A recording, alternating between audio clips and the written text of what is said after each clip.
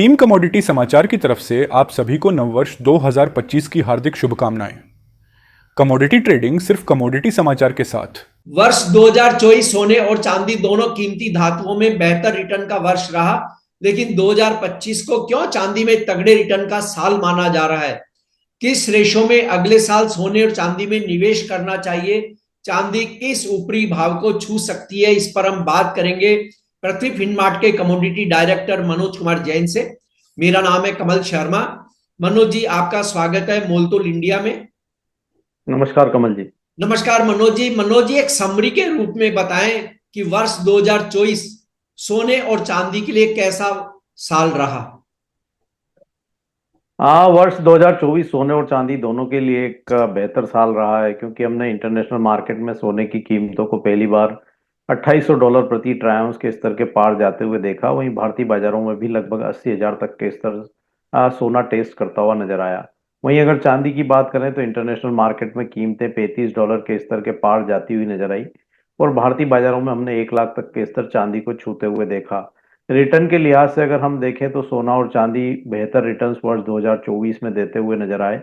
जी। ऊपरी लेवल से मुनाफा वसूली के पहले अगर हम बात करें तो लगभग 30% सोना और लगभग 35 से 40% जो रिटर्न है वो चांदी इंटरनेशनल मार्केट में 2024 में देती हुई नजर आई। हालांकि अभी ऊपरी लेवल से थोड़ी मुनाफा वसूली सोने और चांदी में देखने को मिली है और भारत सरकार ने भी यहाँ पे यूनियन बजट में इंपोर्ट ड्यूटी में बड़ी कटौती की थी, तो उसके चलते भारतीय बाजारों में रिटर्न्स थोड़े कम बने, लेकिन सोना और चांदी दोनों ने ही वर्ष 2024 में निवेशकों को बेहतरीन रिटर्न्स जो है यहाँ पे दिए हैं।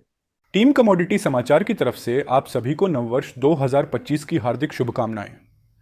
कमोडिटी ट्रेडिंग सिर्फ कमोडिटी समाचार के साथ। जी।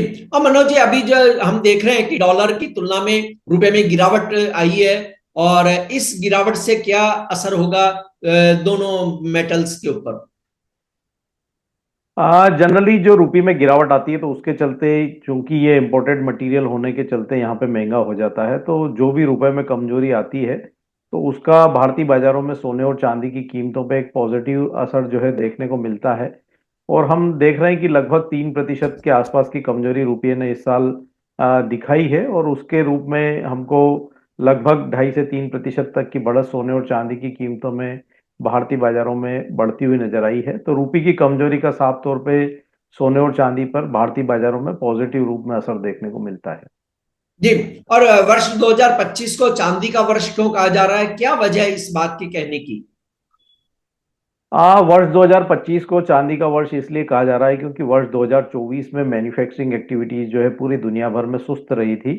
उसके पीछे काफी सारे कारण थे, जहां हमने रशिया यूक्रेन के वॉर के साथ साथ मध्य पूर्व के देशों में भी तनाव देखा। साथ ही अगर हम देखें तो डॉलर इंडेक्स में काफी मजबूती देखने को मिली। कच्चा तेल एक बहुत सीमित दायरे में कारोबार करता हुआ नजर आया और ग्लोबल ग्रोथ को लेकर के पूरे वर्ष जो है चिंताएं बनी रही। लेकिन वर्ष 2025 में यहाँ पे ग्लोबली मैन्युफैक्चरिंग एक्टिविटीज में सुधार जो है वो देखने को मिल सकता है। उसका कारण ये है कि यहाँ पे यूएस फेडरल रिजर्व के साथ साथ बाकी दुनिया भर के जो सेंट्रल बैंक है उन्होंने ब्याज दरों में कटौती की शुरुआत जो है की है और उसका असर जो है वर्ष 2025 में देखने को मिलेगा। दूसरा, यहाँ पे यूएस में जो नए राष्ट्रपति आए हैं डोनाल्ड ट्रंप, तो कहीं ना कहीं उनकी भी जो नीतियां अमेरिका फर्स्ट को लेकर के है और वो भी मैन्युफैक्चरिंग एक्टिविटीज को लगातार बढ़ावा देने की वकालत जो है करते हुए आए हैं। और उनके आने के बाद यहाँ पे जो जियोपॉलिटिकल टेंशन है उसमें भी थोड़ी कमी आती हुई नजर आएगी, ऐसा मानना है मार्केट जानकारों का। तो इसके चलते हमारा मानना है कि दुनिया भर में जो मैन्युफैक्चरिंग एक्टिविटीज में सुस्ती थी उसमें वर्ष 2025 में यहाँ सुधार देखने को मिलेगा। एक और बड़ा डेवलपमेंट यह देखने को मिल रहा है कि चाइना की जो आर्थिक हालत लगातार खराब थी 2024 में, तो वहां से भी बड़े स्टिमुलस के अनाउंसमेंट जो है आ सकते हैं। हालांकि यहाँ पे कुछ कंसर्न्स भी रहेंगे क्योंकि यूएस प्रेसिडेंट इलेक्ट लगातार चाइना और बाकी दुनिया भर के देशों पर टैरिफ की बातें भी करते आए हैं और जियोपॉलिटिकल टेंशंस पूरी तरह से शायद खत्म भी होते हुए नजर ना आए और डॉलर इंडेक्स की मजबूती, तो ये दो तीन कंसर्न्स भी रहेंगे। लेकिन ओवरऑल वर्ष 2024 की तुलना में 25 में मैन्युफैक्चरिंग एक्टिविटीज में निश्चित रूप से सुधार देखने को मिलेगा और उसका सपोर्ट चांदी में देखने को मिलेगा, क्योंकि चांदी प्रीशियस मेटल के साथ साथ एक औद्योगिक मेटल भी है। तो इसलिए वर्ष 2025 में सोने के मुकाबले चांदी में ज्यादा चमक रहेगी, ऐसा माना जा रहा है। ये आपने जैसा कि बताया कि चांदी ने 2024 में ऊपरी लेवल को हम देखें तो उसने 35% का रिटर्न दिया और 1 लाख रुपए के लेवल को भी छुआ। वर्ष 2025 में क्या उम्मीद करें हम? वर्ष 2025 भी 24 की तरह रह सकता है चांदी के लिए, क्योंकि अभी भी अंतर्राष्ट्रीय मार्केट में कीमतें अपने ऑल टाइम हाई से काफी नीचे है। वर्ष 2011 में हमने लगभग $50 तक चांदी की कीमतों को जाते हुए देखा था। तो उस लिहाज से भी अगर हम देखें तो अभी भी अपने ऊपरी स्तरों से 40% नीचे चांदी की कीमतें अंतर्राष्ट्रीय बाजारों में बनी हुई है। वहीं भारतीय बाजारों में भी हमने ऊपरी लेवल से अच्छे हेल्दी करेक्शन यहाँ पे होते हुए देखे हैं, और ऊपरी लेवल से कीमतें अभी लगभग 10 से 12% गिरावट पे कारोबार कर रही है। तो हमारा मानना है कि वर्ष 2025 में चांदी अंतर्राष्ट्रीय बाजारों में $40 तक के स्तर जो है वो टेस्ट कर सकती है। तो उस लिहाज से अगर हम भारतीय बाजारों में देखें तो कीमतें 1,15,000 से 1,20,000 के दायरे में जो है उच्च स्तर को छू सकती है वर्ष 2025 के आखिर तक। तो काफी अच्छे यहाँ पे रिटर्न की संभावनाएं चांदी में वर्ष 2025 में भी नजर आती है।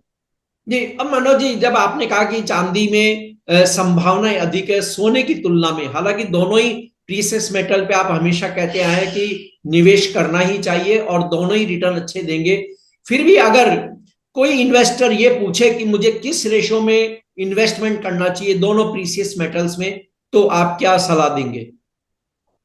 जहां तक निवेश का सवाल है तो हमारा मानना है कि वर्तमान ग्लोबल अनसर्टेनिटी को देखते हुए निवेशकों का लगभग 15 से 20% निवेश जो है सोने और चांदी में होना ही चाहिए अपने ओवरऑल अगर पोर्टफोलियो की बात करें तो।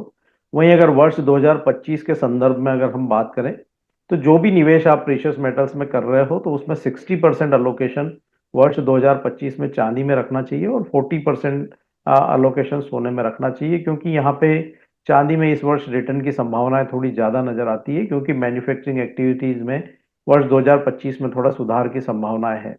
तो 60% चांदी में करें और 40% सोने में करें, जो भी निवेश आप अलोकेशन आप प्रीशियस मेटल्स के लिए जी, कर रहे हैं उसमें। मनोज जी, आपका कोई डिस्क्लेमर?